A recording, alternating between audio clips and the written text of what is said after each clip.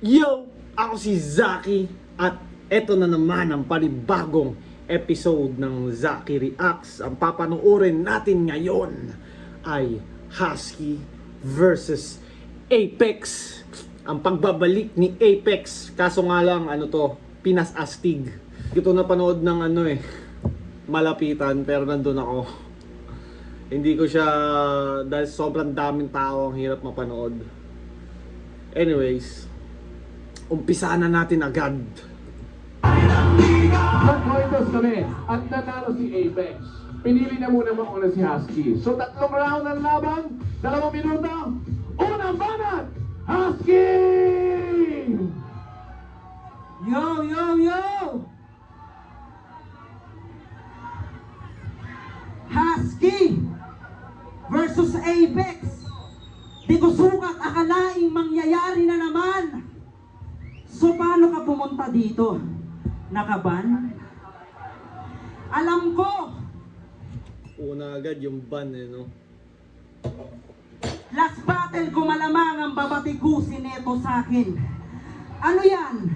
Sa flip top ka nasira, sa mighty mo aayusin? Gusto ko sana masaya lang para pag Sa flip top ka nasira, sa mighty mo aayusin. Oh shit!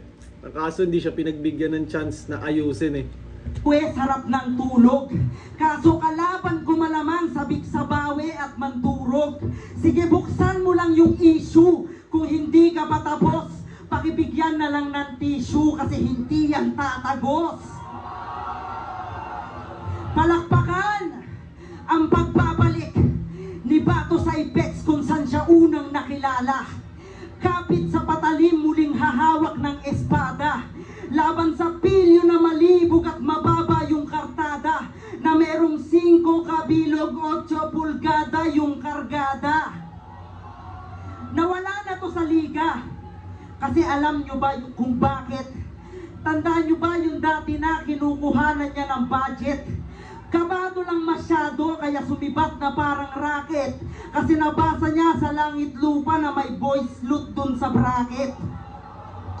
Voice loot, hindi boss loot. Tantado. Pero seryoso, tinalo mo ko dati, anong nangyari sa pasihan mo ng mahusay? Sa entablado, ako yung natalo pero mas panalo na sa buhay. 4-bar setup ka pa rin, naka 4 wheels na ako. Kayang-kaya ko sagasaan kahit pa yung ego mo. Kasi tignan nyo naman itsura. Mukhang pabebe na tisoy. Di tulad ko kayo manggi. Kitang-kitang mas Pinoy, mas pogi ka. Di nagagana yung ganyang klaseng paandar. Puhunan yung itsura pero walang maipundar. May clothing yan na A to Z. Kaso nalugi din naman. Mas mabenta pa yung basahan doon sa gasolinahan.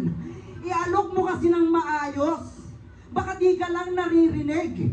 Huwag mong sabihin na pamorma, pamunas ng sahig. Repin Balins. Tangin na A to Z, pamunas ng sahig. Parang ginagawa rin nila parang ginawa nila sa Baby Jack. Pero normal talaga yung pag may clothing brand ka talaga, dadamay talaga ng mga makakalaban mo yan. Buwela, ngayon ay nasa kainta. Executive yung subdivision, nakikisilong lang pala. Yung dating seaman, pag tinalaw, dapat meron kang bangka. Di ka basta makakapasok, protektado ng paha. Tapos binabanatan pa ako dati, kinakatok na ng bulldozer. Malaman-laman ko, nililigtas na nung rescuer. Ganyan kapeke yan na loser. Bistado na mga hirit niyan. Kaya dapat pugutan to. Kasi si Mark dapat tahimik lang. Maingay yung mga tao sa paligid kasi nga fiesta vibes yan Kaya tuloy parang hindi ganun karamdam yung kay Husky. Pero yung mga unang part okay. Tsaka syempre itong sa Mighty kasi parang hindi siya official battle. Para siyang pang entertainment lang. So parang kumbaga sa mga battle MC, ito ay side quest. Pero malaki magbayad to, Pinas Astig. Yeah, yeah, yeah!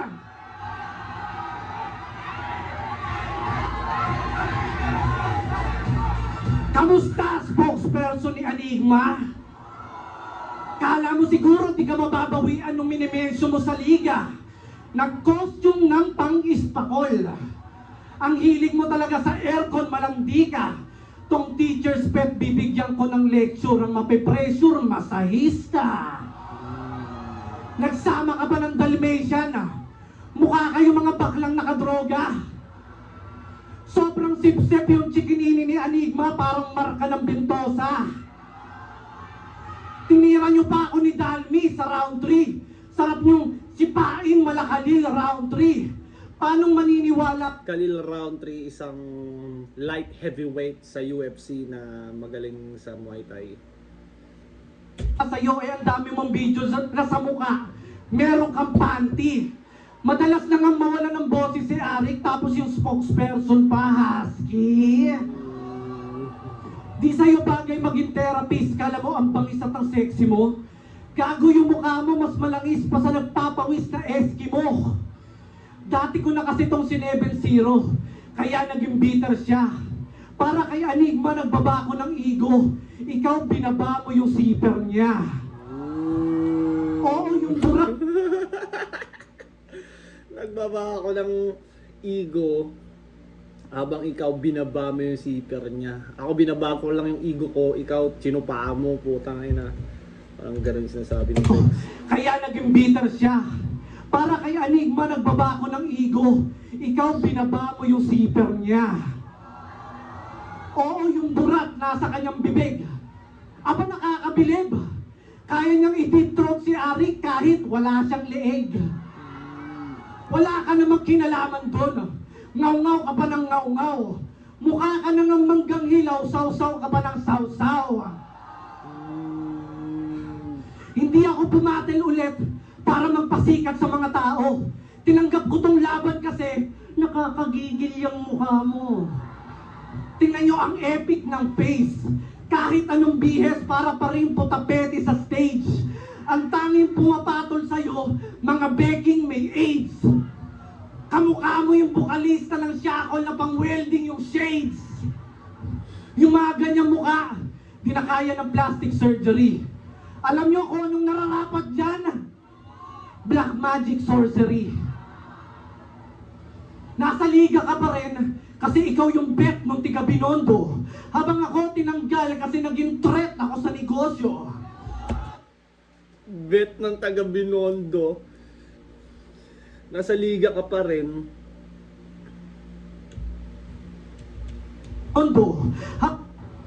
Nasa liga ka pa rin kasi ikaw yung bet ng tiga Binondo. Sino yung taga Binondo na yun? Si Arik ba tinutukoy niya doon? Pero hindi naman taga Binondo si Arik, pero siguro dahil nga in-check. Bet ng taga Binondo. Nasa liga ka pa rin kasi ikaw yung bet ng tiga Binondo. Habang ako tinanggal kasi naging threat ako sa negosyo. Nagko-costume. Threat ako sa negosyo. Feeling ko, ito kasi yung sinabi niyang ano eh, di ba? Yung liga, ginawa niyong monopolyo, tas yung ano pa ba yun, yung mga about sa sugal na syempre hindi talaga magandang look yun. Tsaka marami pa siya ibang sinabi, di ba? So parang tangina, magkakaayos pa kaya to? Ako tinanggal kasi naging threat ako sa negosyo. Nagko-costume tapos yung concept sablay naman. Labas yung dede nakadantay sa tiyan. Tapos ako pa yung naninira sa liga ng lagay na yan. Ang tanong, anong inambag mo para iangat ang lyricismo? Ako tinanggal kahit para sa kultura. Ikaw nanatili para sa benepisyo. Ano, masakit pa iangat ang lyricismo. At yan, tapos yung concept kasi naging threat ako sa negosyo. Nagko-costume tapos yung concept sablay naman. Labas yung dede nakadantay sa tiyan. Tapos ako pa yung naninira sa liga ng lagay na yan. Nakalabas yung suso, nakadantay sa tiyan. Tapos ako pa yung naninira sa lagay na yan. Tang-inang yan. Ang tanong, anong inambag mo para iangat ang lirisismo? Ako tinanggal kahit para sa kultura, ikaw nanatili para sa benepisyo. Ano, masakit pre? Ganyan din ako nung pinaalis eh. Men, nung gabing yun, nung pinaalis si Pex, men, hindi ko ma-describe ang mga emosyon sa paligid, men. Ganyan din ako nung pinaalis eh. Habang papunta kami ng Grab ni Apex, men, hindi ko na ma-explain yung ano ba, mga nararamdaman sa paligid. Kasi nga, parang di namin in-expect. Walang nag-expect nun na papaalisin siya. Hindi ko rin talaga in-expect. Akala ko, worst comes to worst, baka hindi lang siya papansinin ni Arik. Yun yung inisip ko, pero hindi siya papaalisin. Yung pala, tangina. Ganon din ako nung pinaalis eh. Ikaw nanatili para sa benepisyo. Ano, masakit pre? Ganyan din ako nung pinaalis eh. Si Enigma, paano mo na uto? Yung hentai kamen, kinonsito yung hentai kamen, ako po. Yung kabaduyan neto, sagad hanggang buto. Biruin nyo sa labas, bawal yung nakaubad. Tapos sa liga, pwede yung nakaupo. Tapos, anong sinasabi yung magdadrama ako sa flip-top anib? Sabi nyo ng kakampi mong Dalmatian. Bakit naman ako magdadrama doon? Di naman ako squatter tulad ni Shernan. Si Shernan pa iyak-iyak. Tangina. Di naman ako squatter tulad ni Shernan, tangina. Ng kakampi mong Dalmatian. Bakit naman ako magdadrama doon? Di naman ako squatter tulad ni Shernan. Si Shernan pa iyak-iyak pa nung yung kanta ko na review. Tapos, ididis ako bigla kasi hindi ako pumayag magpa-interview. Mga walang originality ang kakapal. Tangina, hindi pala pumayag magpa-interview sa Dayo Podcast. Kaya pala inaaway nila si Apex. Kasi sa pagkakaalam ko, parang 'di ba, parang si Arik yung hinihintay sumagot. Si Arik yung parang hinihintay ng tao magbigay ng opinion or komento about sa issue niya kay Apex. Wala. Sumagot si Shernan, kaya parang, look, ba't si Husky tsaka si Shernan yung sumagot? Anong kinalaman nyo dyan? Bakit kayo? Bigla kasi hindi ako pumayag magpa-interview. Mga walang originality ang kakapal na mukha. Gaya-gaya na nga si Shernan, tangina ginaya mo pa. Kinopya mo yung nangungopya. Estilo mo sa kanya mo hinubog. Para kanyang anak sa labas, na sa kalsada lang pinulot.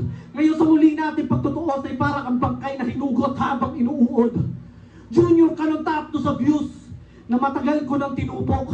Pangalawang version ka nung pangalawa na tinambakan ko at binurot. Ngayon parehas na talaga kayong dalawa. Dalawang beses kong dinurog. Yabong round 1! Grabe kami ni Makingay! Round 1 pa lang yan. Mainit na. Astig talaga. O, handa na ba kayo sa round 2? Handa na ba kayo sa round 2? Yes! Panataga na! Yo! Ang daming sinasabi. Feeling naman ako yung matitinag. Alam mo, dapat mong gawin, sa presinto ka magpaliwanag. Pinakinggan ko yung aral. Ikaw lang yung tanga. Hindi naman Gago. Pinakinggan ko yung aral. Ikaw lang yung tanga. panag. Pinakinggan ko yung aral. Ikaw lang yung tanga. Hindi naman marunong, may pakanta-kanta pa. Si Abra, Looney, Ron Henley ang lupit. Sobrang bilis ng banat mo, iniiwan mo yung beat.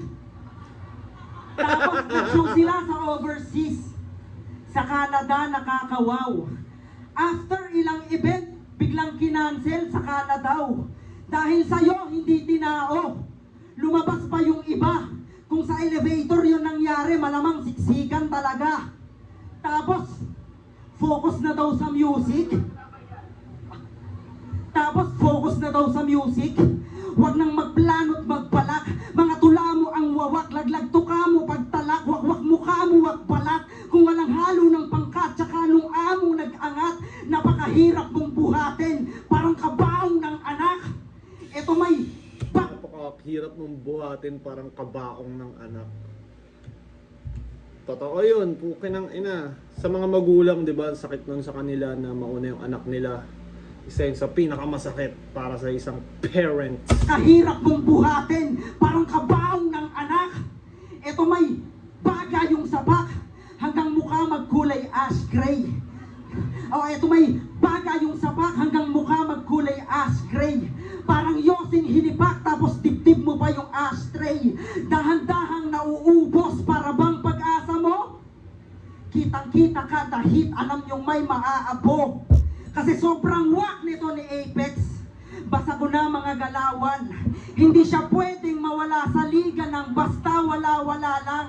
Bago matulad sa mga MC'ng di na binibigyan ng laban, gumawa na lang ng issue para kahit paano pag-usapan.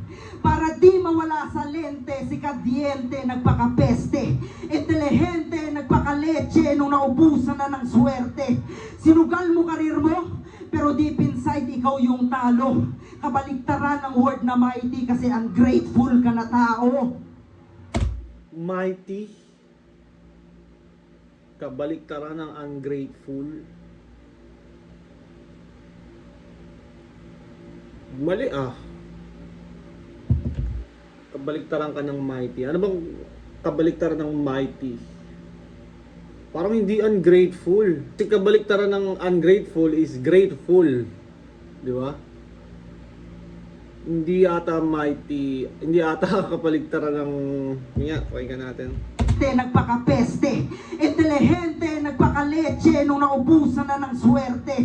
Sinugal mo karir mo, pero deep inside, ikaw yung talo. Kabaliktaran ng word na mighty kasi ungrateful ka na tao. Kabaliktaran ng word na mighty kasi ungrateful ka na tao. Ewan ko kung mali lang or may iba pa siyang pinupunto dahil nga battle rap to, baka may iba pang wordplay doon na hindi ko gets. Guys, paki-comment nga. Pero feeling ko hindi talaga ungrateful ang kabaliktaran ng mighty. Please, paki-comment. Baka meron lang ako hindi na gets or baka mali talaga. Paki-comment guys. Mas astig pa yung ganon. Sobrang galing mo pampihira. Magpapaawa para lang sa simpatyang nakakasira. Kahit hindi mo man plinano, halatadong desperado. Kahit di mo man pinlano, halatadong desperado. Pagdasal mong di humupa para may interesado. Yung dating feeling gangsta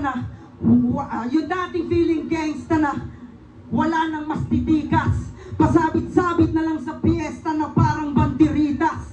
Di ka makakaiwas, kapalaran mo na yan. Kung dati haring araw ka, ngayon suntok na lang sa buwan. Yo! Nice. Ayos ba tayo dyan mga taga-Cavite? Kahit kadiri si Husky, at least na-enjoy. Nga pala, bakit Husky? Dapat Aspin kasi mas astig, mas Pinoy. Oy, sigurado pa kayo na nakalagpas ng grade 4 to? Mas matalino pa ata sa'yo yung PlayStation ko. Sino nagpasok ng aso rito? Nilaban sa paborito. Nakakaaburido. Paano magpo-promote ng sigarilyo tapos magsyasyabu kapag uwi mo? Pag-promote ng sigarilyo tapos magsasabu kapag uwi. Alam nyo ba ang dahilan kung bakit iniwanan siya ng inakala niyang soulmate? Nagsyabu, pumasada, tapos pumila doon sa tollgate. Tang inahalatang nakasyabu. Ina mo, naklang puto, merong pampondo. Nakakaramdam ng sigabo. Itong si Julia, pang nakatikim ng lasang coco. Nga pala ng construction din to, para meron siyang ulamin. Marangal na trabaho, kahit ano pang sabihin nyo sa akin. Sobrang sipag, lahat na lang gusto niyang atupagin. Nag-beach sa Maragondon, silang dalawa ni Badang, nagbistay ng buhangin. Nagbistay ng buhangin. Overqualified mag-construction, matatanggap ka talaga. Paano? Mag-a-apply ka pa lang, may pala ka ng dala. Tunay ng pangalan, Jerry Yim. Nung binasa ko pang kingpin, meron akong ideya. Magpa-schedule ka ng meeting. Construction worker na magiging bida dun sa big screen. Husky, ang ninja na naka-ripped jeans. Nagpapalitada ng biga habang nakakapit siya sa building. Dapat mag-costume ka doon ng pasador. Sakto mukha kang pakaw. Tapos lagyan mo ng regla para literal yung buwan ng dalaw. Trip ni Husky, gin at rugby. Sabay post sa Facebook ng feeling happy. Bali-balita sa mga veterinary. Ikaw lang daw yung asong nagmimisyonary. Para sa akin yung laban na to. Medyo delay yung audio, no? Kaya parang ang hirap sabayan ng reaction. Hindi ko alam. Parang nauuna yung tunog bago yung galaw ng bibig. Easy money. Gamitin mo sa akin yung issue ko na matikman mo yung hagupit ni Ali. Kahit nakapikit, siguradong hit, parang beat ni Clamsy. Aanin nyo yung laban nyo ni Dalmi na halos 50 million views.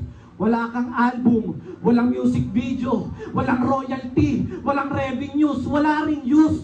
Di ka namin matatawag na kapitan. Magaling ka lang sumabit.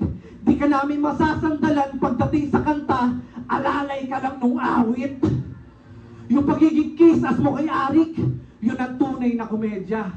Grabe makaprotekta. Galawan mo pang perya na gustong magpamolestya kasi pagdating sa dik ni Enigma, right all you can ka.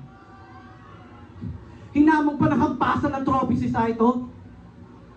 Gago, pag nilabas ko yung trophy ko na kasing tangkad ni Crisano at hinampas ko yun sa'yo, magmumukha kang painting ni Picasso.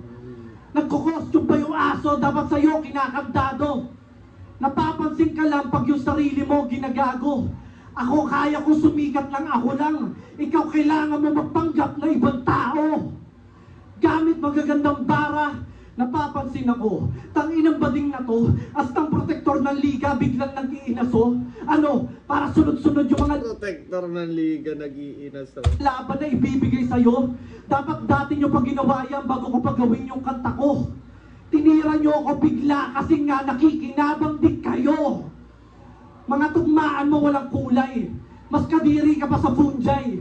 Yung mga sinabi mo sa akin, panindigan mo yan habang buhay. Dahil tangina wala nang balikan na parang talampunay. Time. Wala nang balikan na parang talampunay. Round 2. Yun na, sinabi na ni Apex, wala nang balikan. At parang sinabi na rin naman ng flip top na wala nang balikan si Apex doon dahil pinalis na nga siya eh. Di ba? So, at least, kung hindi na sila magbabate, malinaw na hindi na sila magbabate. Para wala nang, ano, alam mo yun, siguro ngayon, mga MCs na lang din ang nagpapalaki niyan. Pero parang sa akin, sa paningin ko, di na kayo magbabate, tapos na yan. Di na kayo magbabate eh. Pero nag-expect ako na maayos pa sana. At sana, malay mo naman, di ba? Maraming ang mas matitindi pang magkaaway na naging okay din eh. Malay mo, di natin masabi. Eto na! Final round! Ready na ba kayo, Cavite? Respect the MC, respect the MC. Alright. Simulan na natin. Final round! Yo! Okay pa? Game? Yo! Masayahin akong tao. Kahit seryoso, palagto. Sanay na rin ako sa gago. Bitbit ko lagi, bayag ko. Pero gusto ko patok sa masa. Kahit saan ilapag to. Parang adobo, patok sa masa. Patok sa lasa. Parang adobo sa hapag nyo. Yo! At speaking of adobo, nagpunta sa birthday ni Boss Toyo kahit di siya imbitado. Wala ka daw sa listahan, nahiya na lang yung tao. Parang alip lang ng flip-top. Kaso di naging ganun. Change topic na nga lang tayo. Kasi di ba labas ka dun? Tanga na, birthday naman ni Toyo ngayon. Hindi ko alam yun. Parang alip lang ng flip-top. Kaso di naging ganun. Change topic na nga lang tayo. Kasi di ba labas ka dun?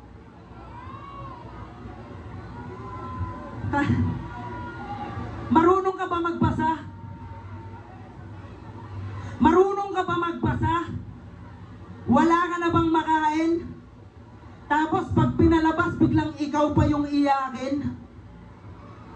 Hawak ko ang kaninaga bundok, kakagigil kristipatan na nakakabusog. Kung kailan tapos na ako sumandok, tsaka pa nagkaroon ng manok. Napakinggan ko yung tuldok, sobrang galing ng pagkahiwa. Nahati sa dalawa, suporta at naniniwala. Naging palaisipan, sinong mali, alin yung tama. Matagal nang may sagot kung sinapuso yung unawa. Gayahin mo na lang si Topper, tapos sa barko ka magsulat.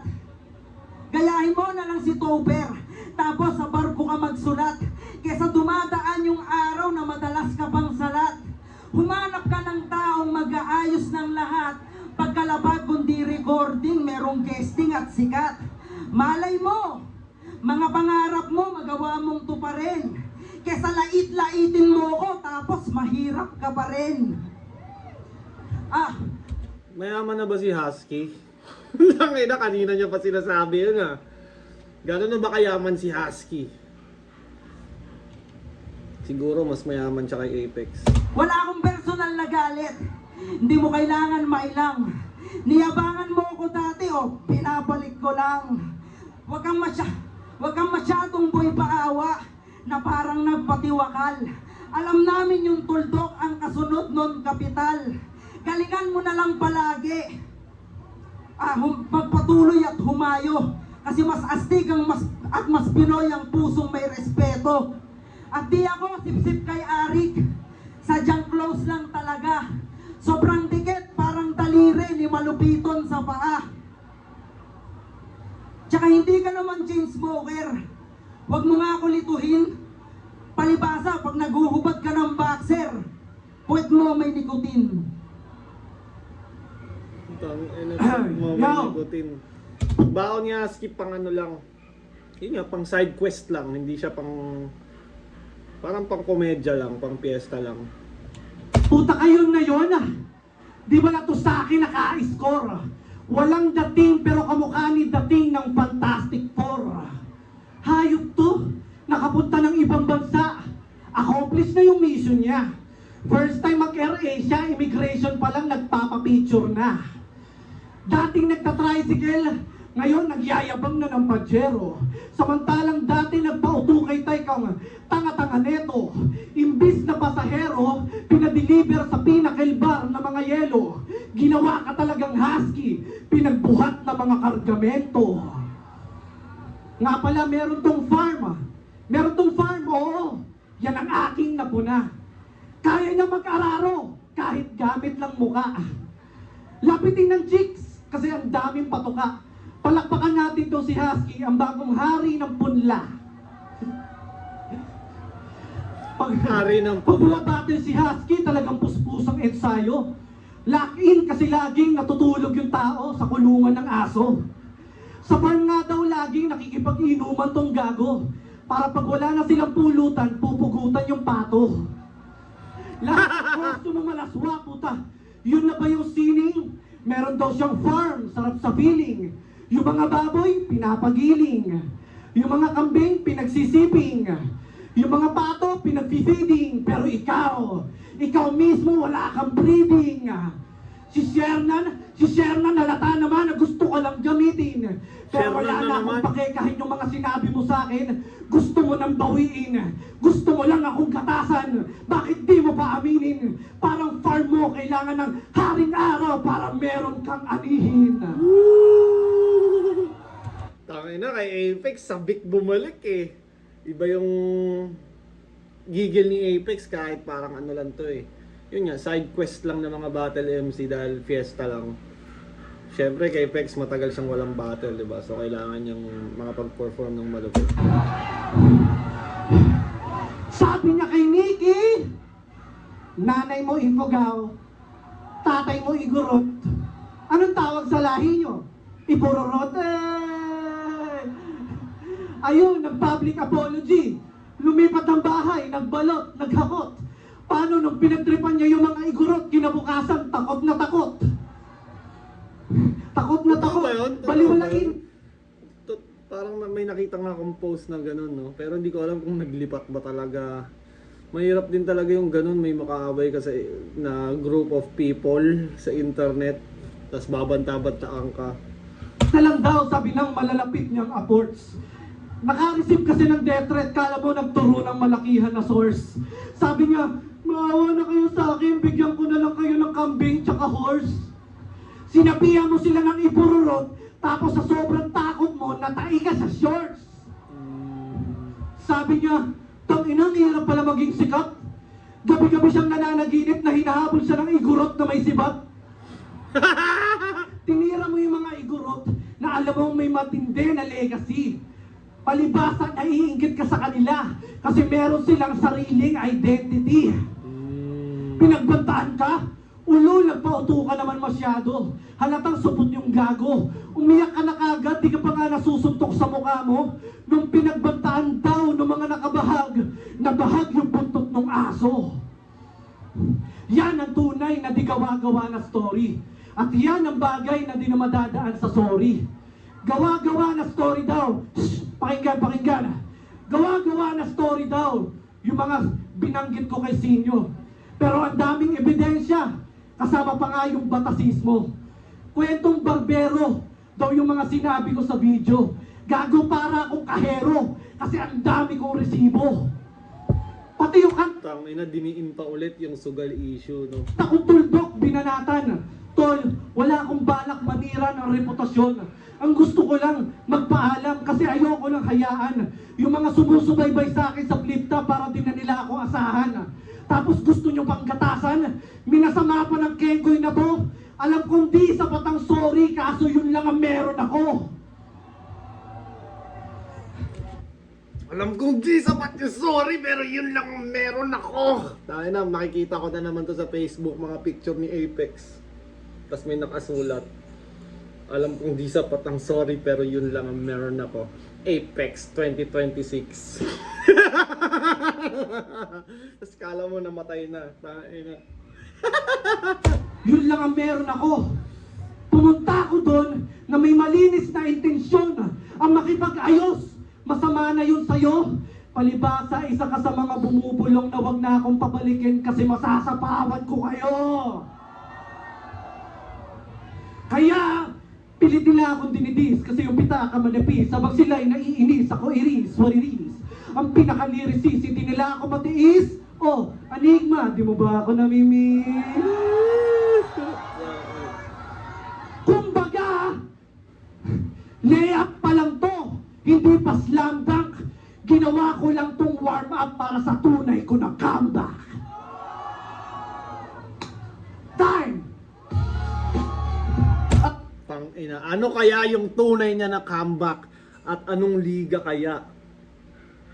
Tangina, mukhang magiging maingay ang battle rap pag sa pagbabalik ni Apex sa tunay niya na comeback. Anong liga kaya? Abangan ang battle rap story 2026. Abangan natin yan. Ako, dito lang ako, manggagatas lang ako ng mga nagaganap sa hip hop, and it's all good in the hood. Anyways, maraming salamat, Papa Kills Clothing. Basta Papa Kills tong cup na to. Crown Manila, Baby Jack Apparel, Floodway Hustler, sa lahat ng aking mga kaibigan. Maraming salamat palagi sa inyo, sa lahat ng aking subscriber. Lagi niyong tatandaan, I love you all.